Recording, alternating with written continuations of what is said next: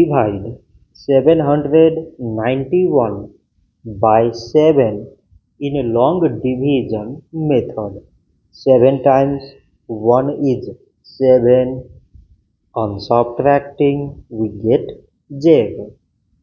So now we put down this 9 and 7 times 1 is 7.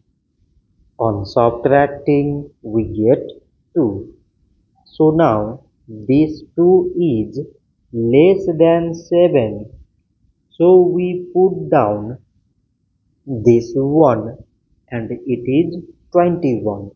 7 times 3 is 21. On subtracting, we get Z. So 791 divided by 7 is 113. So this much for today and thanks for watching.